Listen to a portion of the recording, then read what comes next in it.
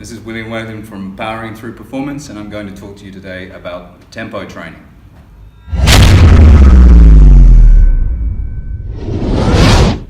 Tempo training is the manipulation of one of the most simple variables of an exercise.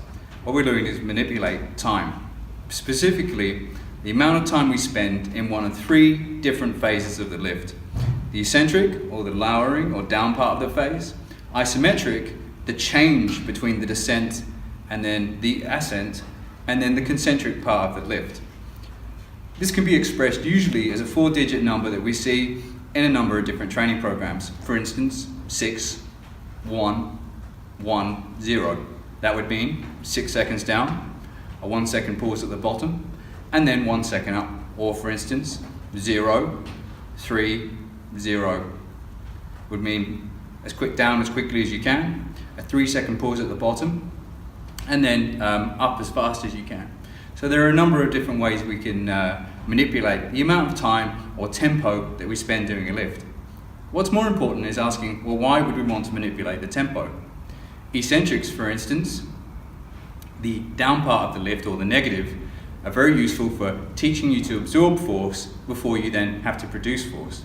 Why is force absorption important? Well, much like you can't shoot a cannon out of a canoe, you need to have a good base of structural and nervous system ability to absorb force.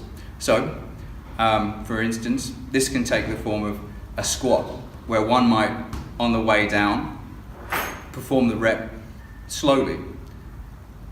Isometrics are the next phase of the lift. So for instance, a pause at the bottom of the squat might be the best way to think of this. Well, why is this important? Well, isometrics allow it to transfer the free energy from the eccentric part of the lift to the concentric part.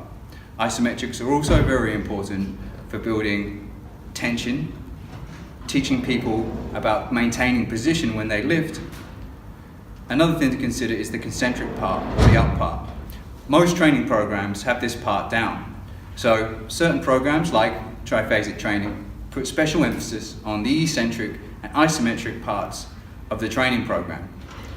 So for instance, let me demonstrate. I'll show you a squat. So what we'd look to do would be, if we use a simple exercise like a goblet squat,